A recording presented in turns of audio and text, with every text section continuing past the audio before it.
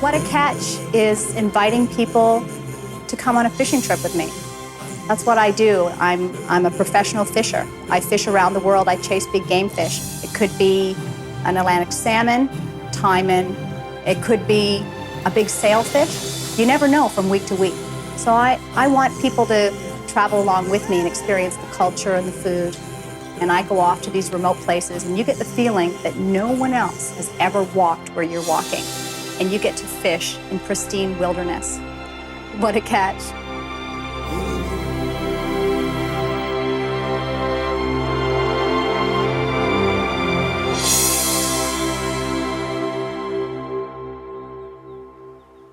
I stopped in to visit with my buddy Joe Wells. We're getting ready for the tarpon season.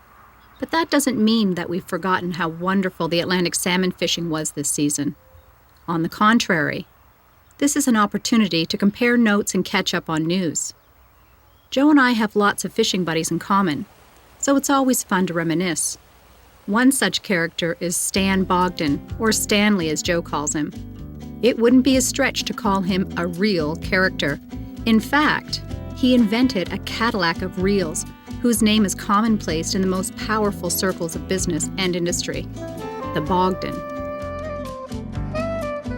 Stanley Edward Bogdan was born in Nashua, New Hampshire on December 16, 1918.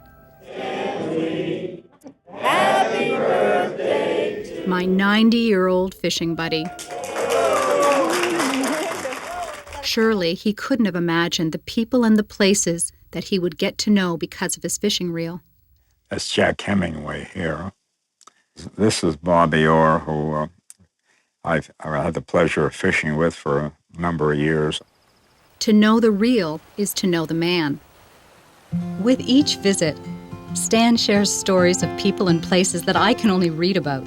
The salmon come back and everybody gets back together. And sometimes your friends don't. Yeah, sometimes. Because all these pictures here, there's a good many of them that I've had that aren't here anymore, but the judge is still with us.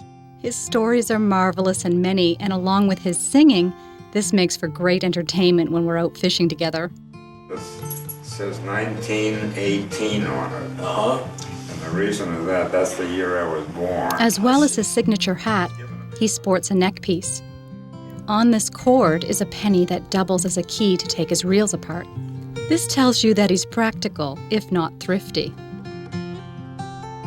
In 1953, after much toil, Stanley finally came up with the famous two-spring floating drag system, and 2 years later, this entrepreneur was able to live out his dream of building reels full-time.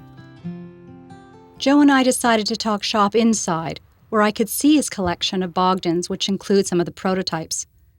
That was one of the first reels that he went into production with, where he was paid, and he still had his full-time job, right? Yes, and he sold these in quantity through Abercrombie and Fitch. What's that one next to the fish? This one, Kathryn, was made for Orvis. In the 1950s, Stan made the CFO line of trout reels for Orvis, And the poacher button. the prototype of which is in the American Museum of Fly Fishing. We have both visited Stan's workshop and watched how he machines reels from solid bar stock. They're a combination of innovation and mechanics, but I love them for their solid good looks. As Joe was seeing me out, he said he was going to go back inside to write Stan a letter. Not a bad idea. Where to begin, dear friend? Best place, I suppose, is on the great salmon rivers we both love, and where many of our warmest and most cherished memories were born. I'm sitting behind you in an old weathered Sharp's canoe being slowly poled downriver by our two French-Canadian guides, Jacques and Gilles. Jack and Jill, as we jokingly refer to them. They have guided us before and give as good as they get in the easygoing banter of a group of happy people doing, at this moment, exactly what they would most like to be doing, salmon fishing. The only sound we hear, other than the soft gurgling of the crystal-clear waters of the St. Anne around our bow, is the rhythmic click-clack of the iron-shod push poles on the vibrant colored gravel of the river bottom, winking up at us as we pass. It's early fall, and there is a slight chill in the air. A persistent morning fog shrouds the river in a misty haze as towering spruce and cedars leaning over the water at crazy angles dance along the shoreline in ghostly shades. We are not in a hurry to get anywhere. The first of many pools to be fished downstream today will patiently await our arrival, its deep, dark secrets, as always, a mystery to be solved, if we are able. See the winding on the tinsel? Light rain begins to fall, and the hoods of our wading jackets are pulled up over our caps. We are snug inside and quietly lost in our private thoughts as we drift slowly along. A familiar feeling of deep contentment warmly flows over me, and I am grateful to once again be sharing a precious salmon river and time with you, old friend. We've done this before many times and on many rivers, yet each time is a new adventure with the joy of anticipation calling to us once again. We no longer have to speak the words. We both understand deep inside just how precious those hours are that we get to spend together in some of the most beautiful places in God's creation. Atlantic salmon fishing is a very special experience in many ways. Those of us who love the sport and its rich history and traditions share a long and glorious past with those who have waded, floated, and cast to these mystical waters before us in joyful pursuit of the King. The rivers, the camps, the guides, the flies, the reels, the literature, and most of all, the experiences shared with our friends meld together to create the intricate tapestry of this wonderful sport that enriches our lives immeasurably. Just a minute. That should be enough, Stanley. Well, I'll be damned. He did it. Welcome to the Gillies world. They tried for 2 years to take this thing apart. Well, you guys must have been pretty, holy God. As a little old guy from New Hampshire. I reflect on our friendship, shared most often on the storied salmon rivers, and how it has grown over the years to become one of the most cherished and treasured parts of my life. It started long before I met you in person. On one of my first salmon trips, I noticed and admired one of your marvelous reels on a fellow angler's rod. Inquiries produced a brief and colorful history of your reel, and I was told that it had graced all the historic old salmon camps worldwide for almost 50 years, virtually unchanged in all that time. I also heard an interesting description of its crusty New England maker, who would never make a reel for you. His evaluation criteria were unknown. Stanley, they did a self-portrait of Stanley here in the woods.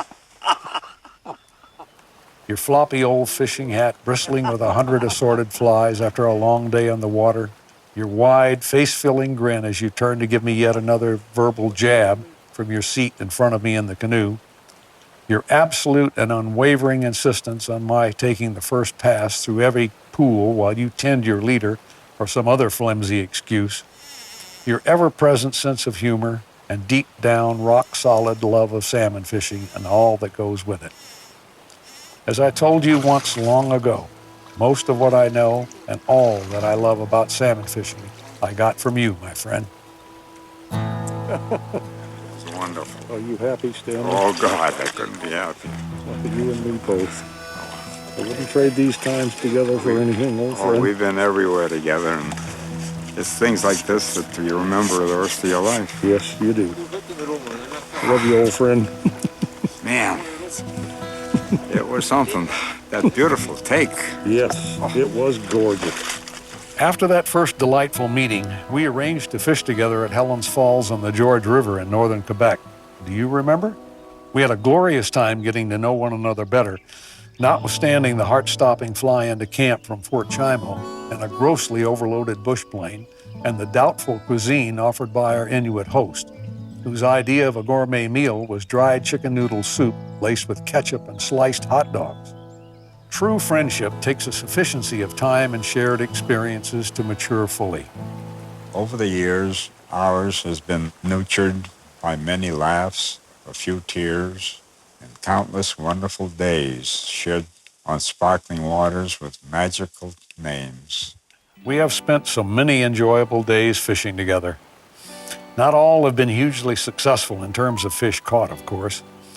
This brings to mind one of your little homilies that has stuck with me from early in our relationship. On one of our trips where the fish were not there, or if they were just not in the mood to cooperate, you said in an obvious effort to encourage me, All it takes is one cast. That simple but profound phrase has since carried me through many of those dark times when the salmon gods and I have not been on speaking terms. Lord, grant me a fish so large that even I, when talking of it later, shall have no reason to lie. Fish on! Often while sitting in front of my cozy fire with scotch in hand on a snowy winter evening, I'll stop reading, turn my book down for a moment, and think of you, old friend. So, where to end this little note? Perhaps like our sojourn down the St. Anne on that misty morning long ago. With God's grace, many pools ahead to fish, and many more memories to share together. Let's just sit there for now, quiet moment, and think only of the next pool to be fished. I raise my glass to you,